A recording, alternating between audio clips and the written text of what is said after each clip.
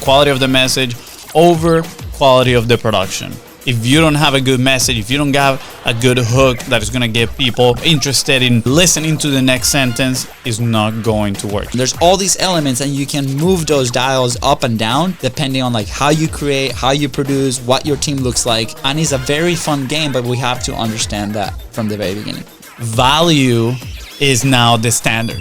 Like you hear everybody, you need to give value, you need to lead with value. Guess what? Everybody's leading with value and the valuable content floats to the top. So you're pretty much always seeing a lot of valuable content. Can we have like Hormozi style content? And then that's one of my biggest pet peeves. I have an initial reaction when people ask that. I want your opinion. Butt and fist clenched. They're like, oh, but why?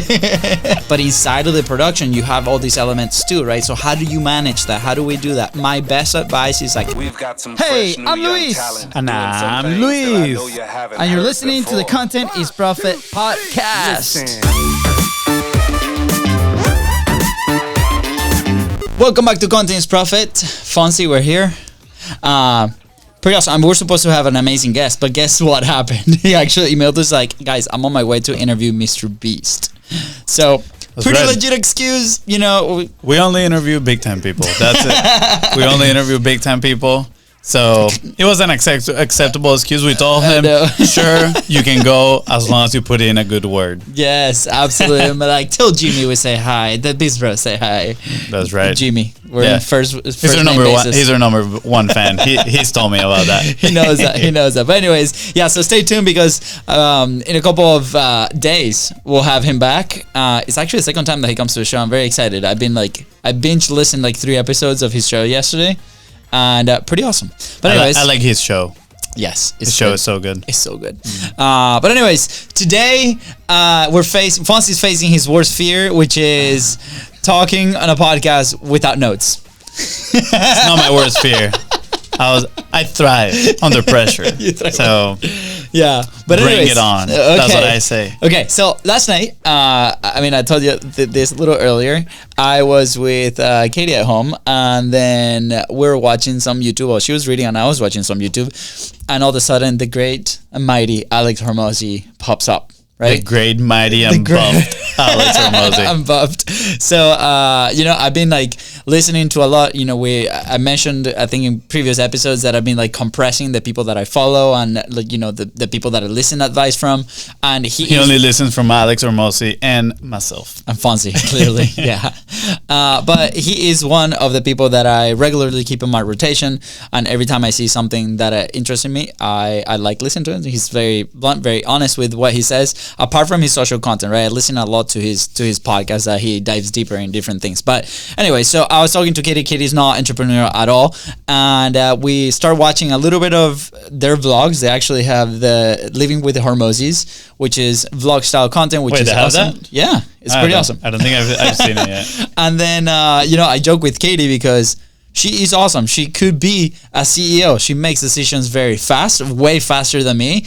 And but I don't know if she has entrepreneurial bug. She's working on a project, which is top secret. We can't say what it is just yet. You know what it is? I do know what it is, but okay. I can't say what it is. I remember when she said something about that, or you said it, and I was like, what? Yeah, nobody's expecting it. But anyways, if she finds out that I mentioned something, she will kill me. But anyways, I keep joking with her, like, hey, you will be like the best like CEO, like to keep me accountable in the future. COO or CEO? Both of them, both all together. She's the CEO of the family already. Yeah, she's the CEO of the family. But anyway, so she actually watched some of the videos. But as we're watching it, I'm explaining to her that a lot of the people that come to us, right, for the service or for content references, right, they're like, can we have like Hormozi style content? And then that's been one of my biggest pet peeves. So the bullet point that I put here is like our beef with copying content formats. So I want to listen to your opinion on in general, right? Like on copying content. Don't read my notes. I'm not reading your notes. Okay. I'm just thinking.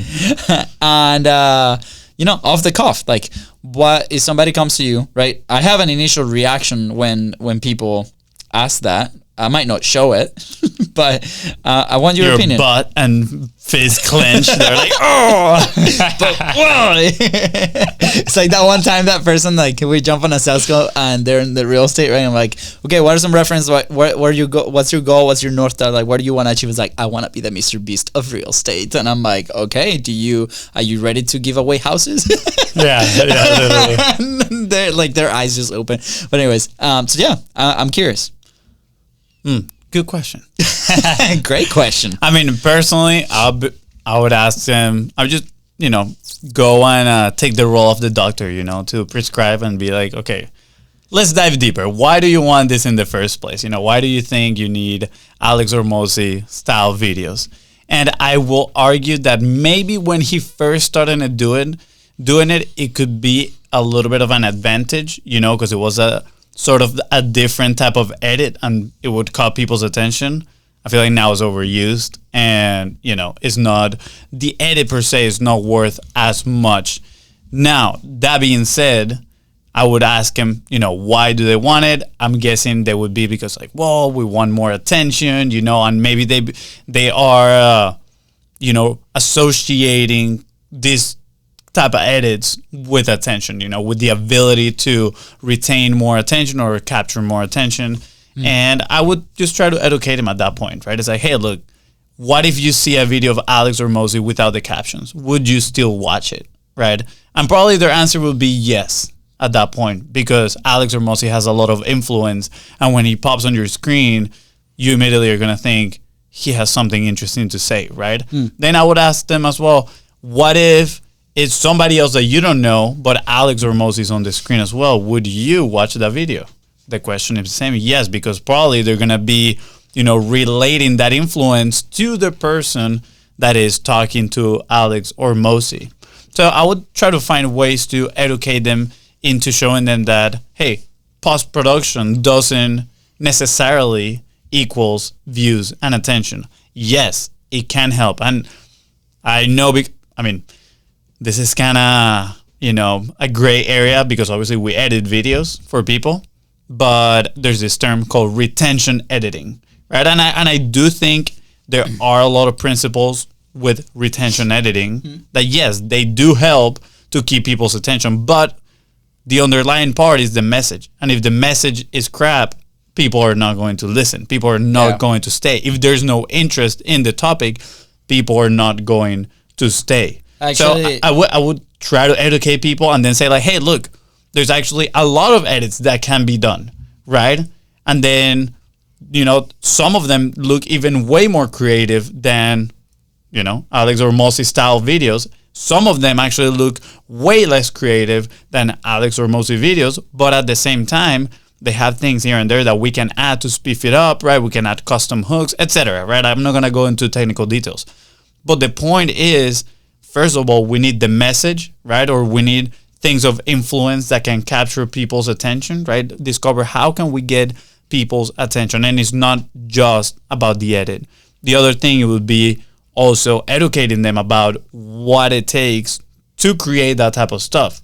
Because again, since they are not in the weeds and they're not the ones editing video, they might think that creating that is easy, right? And they might be thinking, well, I want 20 of these videos per week. Okay, well, this is what it takes to create all those videos per week, right? Do you have the resources available for this? Yeah, I mean, just yesterday we had a conversation with one of our clients, right? That she feels like it's time to level up her content in a way, right? Like she was really happy a few months ago where it's like, I feel so proud. And then the content has not really changed based on like the meetings that we've had. Like continued consistency and frequency has been like the main focus. And then the conversation yesterday was like, how can we level up? Like what's the next level that we need to achieve, right? And then so we're brainstorming that, what it looks like for her.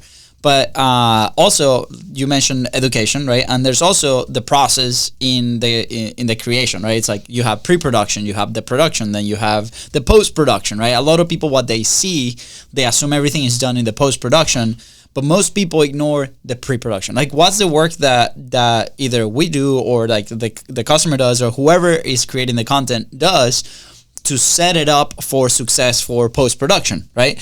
So I was actually watching an interview. You got me into J. Klaus, so I saw one of his videos, and he's interviewing his amazing YouTube scripter, right?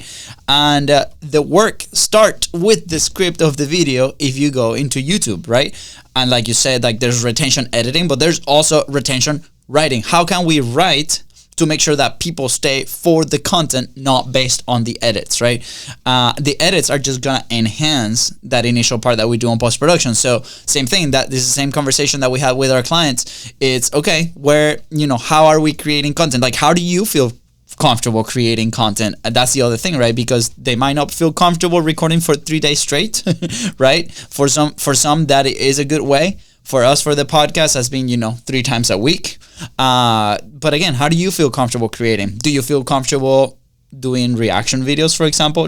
I met Fun Hacking Live last week with Edward. I don't know if you've seen him. He does like the Edward certified TikToks. Yes, I like that. I like that stuff. He's amazing, right? Like, like he reacts to these people giving their opinions, so he feels very comfortable. He knows his topic, right?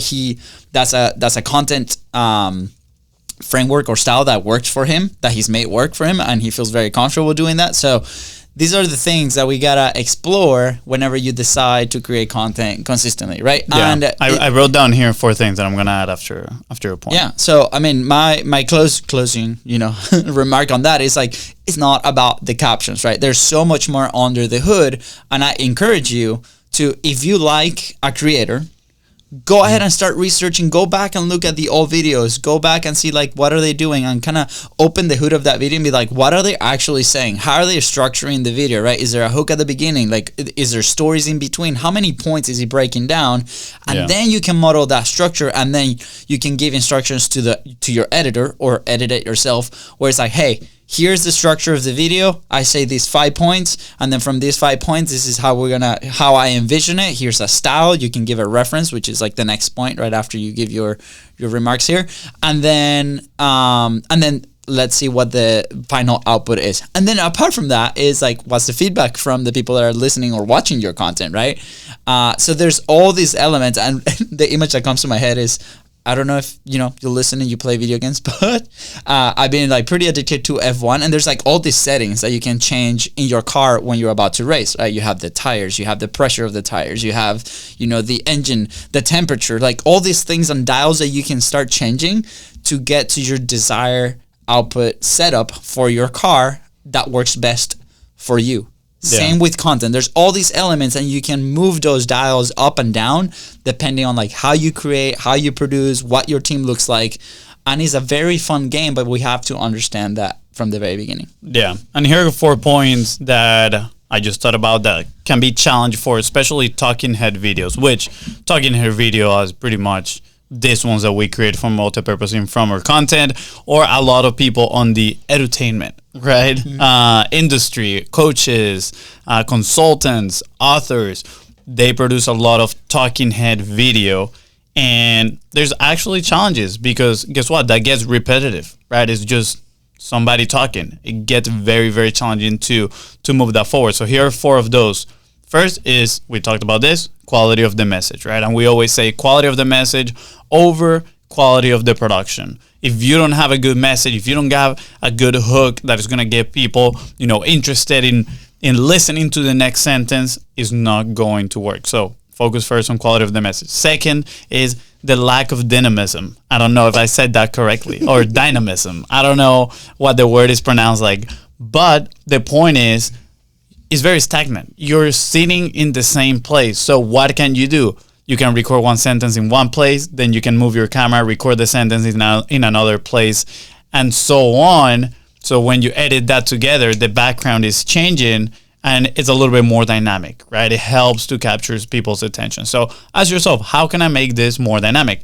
A good tip that I heard from Ed Lawrence, which he's pretty much like, I heard him being coined the Mr. Beast for educators on YouTube, right? And he's the creator of Film Booth. A good tip that I saw in one of his videos a long time ago is put yourself in the middle of the room, the camera, and record yourself. Then take a few steps around the camera towards the other wall, turn the camera and film yourself. So you're actually not moving that many places. You're just kind of like turning the camera around, and you have 4 different setups, 4 walls, 4 different backgrounds. Yeah. You're ready to go, right? I think that was a cool tip. Now, challenge number 3, lack of creativity. Right? A lot of people just, nowadays, and we shared this on the power of association on our last episode, right? Value is now the standard. Like, you hear everybody, you need to give value. You need to lead with value. Guess what? Everybody's leading with value.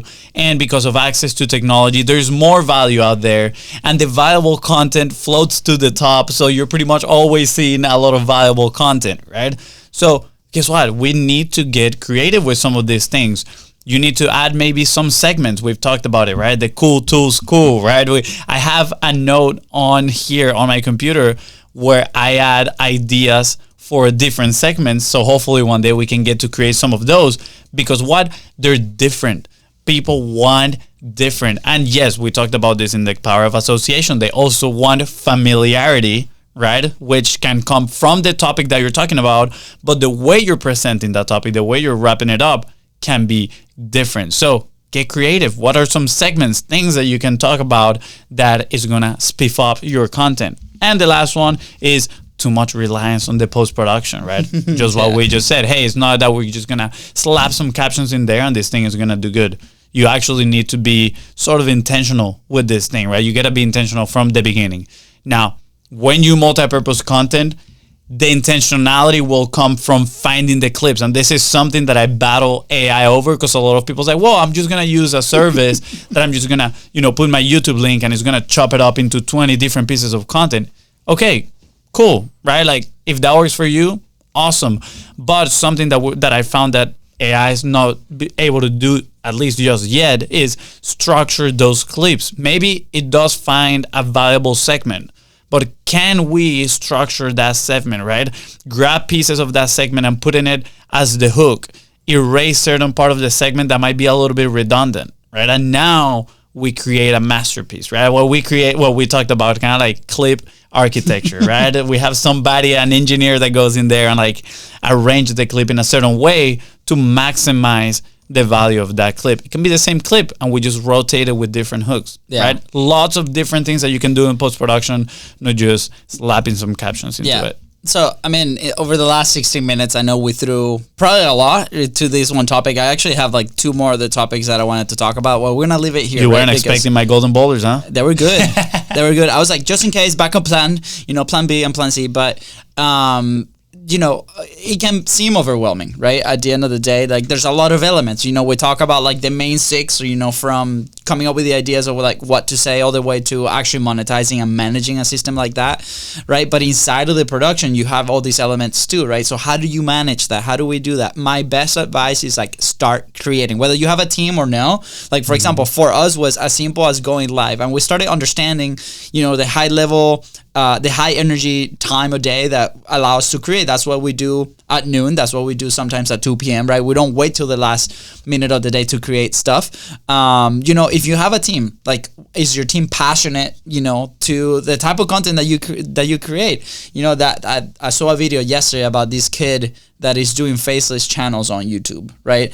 And his key advice is not about like the topics or the niche or like the monetization of it. He was like, find a team member that is passionate about the topic that you're doing the videos for. Because guess what? They're going to try new things. They're going to be excited about those things. So is your team excited about what you're talking about, what you're teaching, what you're doing, right? That might be an element, right? I'm looking at our team. I'm like, are we excited about this? I mean, I would love to, but maybe it can be better. Maybe we find somebody else. Maybe they're meant to edit a different type of video. I don't know. That's a conversation that we need to have internally with our team and see how we go about this, right? And I remember when we first hired a video editor, he came from a place of like, he loves our show, right? Like, he told us many, many times, it's like he felt like really excited to work with us. And I think he still do. I mean, we're still almost 3 years working together, which is very exciting. It's a long time. So kudos to Danny. But at the same time, it's like those elements of like, okay, if I am providing the value as a creator, who's providing the different, right? Obviously, on the pre-production, do we have team members that help us with script writing?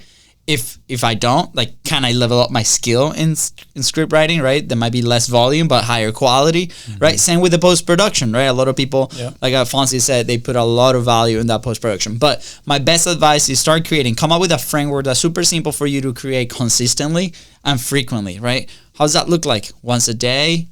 Once a week? Yeah. Who knows? Like, come up with a hypothesis of a product that you want to put out there, and not product that you're going to sell. Like, your content is the product. Yeah. And start experimenting with yourself and with your team. Yeah. I want to add here, when you're looking for somebody, right, that team member that's going to help you out, you got to think a couple things, right?